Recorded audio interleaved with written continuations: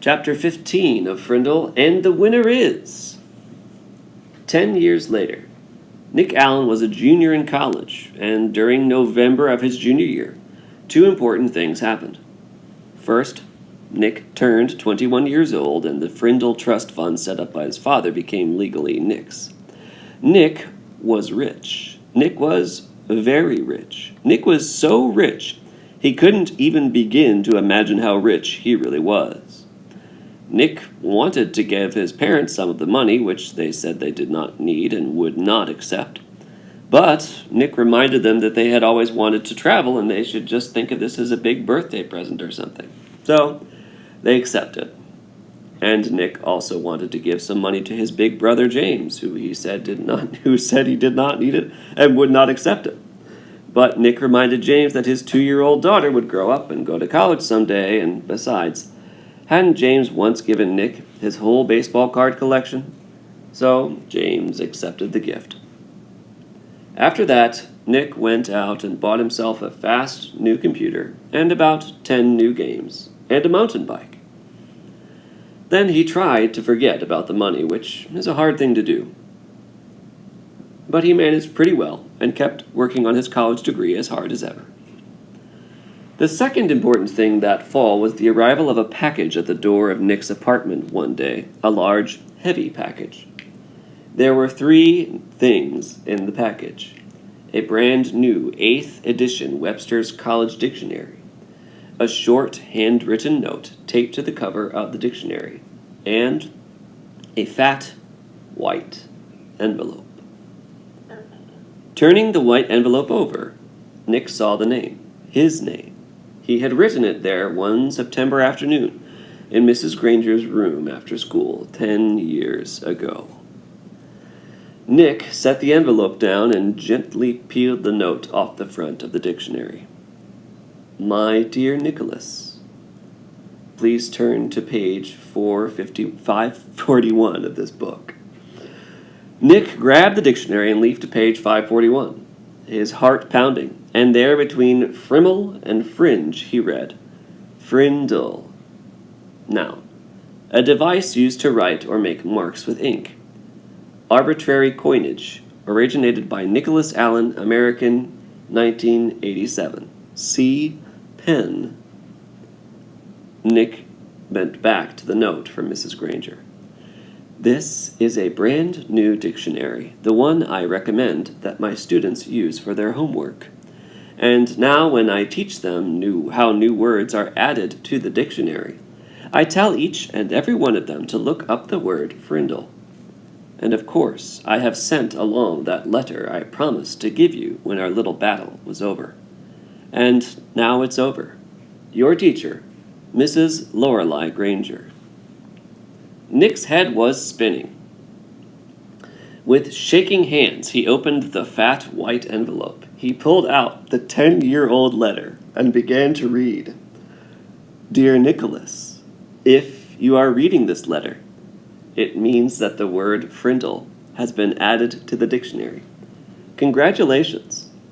A person can watch the sunrise, but he cannot slow it down, or stop it, or make it go backward. And that is what I was trying to do with your word. At first, I was angry. I admit that. I was not happy to see the word pen pushed aside as if it did not matter. But I guess that if the Latin word for feather had been frindulus instead of pinna, then you probably would have invented the word pen instead.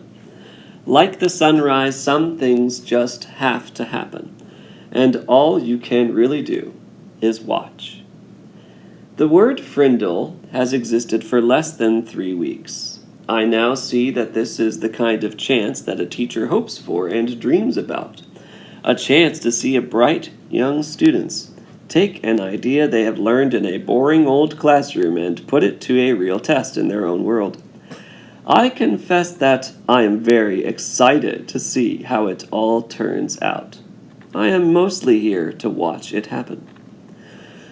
But somehow I think I have a small part to play in this drama, and I have chosen to be the villain. Every good story needs a bad guy, don't you think?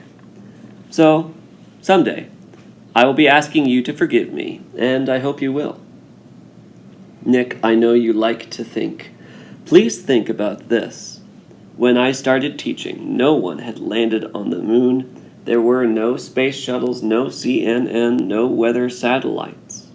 There were no video cassette recorders, no CDs, no computers. The world has changed in a million ways. That is why I have always tried to teach children something that would be useful no matter what. So many things have gone out of date, but after all these years, words are still important. Words are still needed by everyone. Words are used to think with, to write with, to dream with, to hope and to pray with. And that is why I love the dictionary. It endures. It works. And as you now know, it also changes and grows. Again, congratulations. And I've enclosed a little present for you. Yours truly, Mrs. Granger. Nick remembered Mrs. Granger's eyes, and now he understood what some of those special looks had meant. The old fox! She had been rooting for Frindle the whole time. By fighting against it, she actually helped it along. There was a flat, oblong case in the white envelope, the kind of case you get when you buy a watch.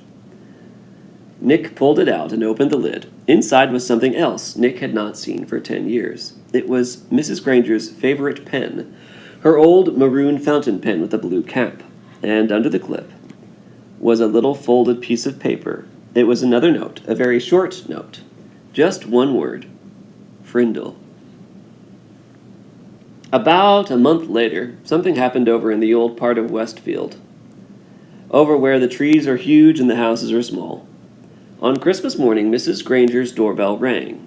Mrs. Granger opened the door, but no one was there.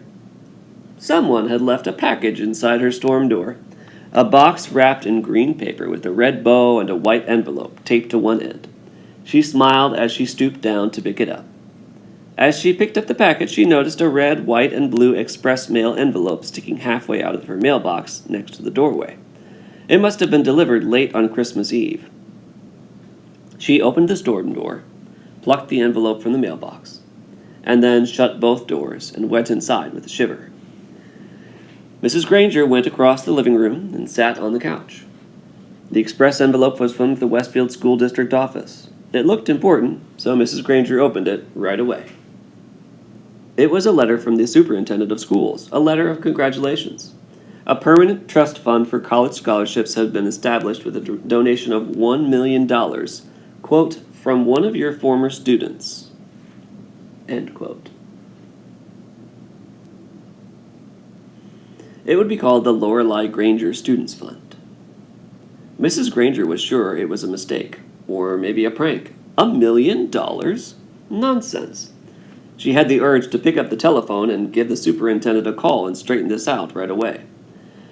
But this was Christmas morning, and even though the superintendent was one of her former pupils, Mrs. Granger decided to wait a day. Couldn't hurt. Besides, the other package was sitting next to her on the couch, waiting impatiently with its red bow. She opened the envelope first. It was a little Christmas card with a sloppy note, obviously the work of a fifth-grade boy. Dear Mrs. Granger, you're one of my favorite teachers. Here's something I want you to have. Sincerely, a student of yours. Mrs. Granger glared at the spelling mistakes, but then chuckled and shook her head. Kids are always the same, year after year. Here she was in her 45th year of teaching and all set to retire in June. She could hardly remember a Christmas day when she didn't have a present from one of her students. Mrs. Granger pulled off the red ribbon and tore off the paper and lifted the lid of the box. She expected to find something made of yarn and popsicle sticks or maybe curly macaroni and glue.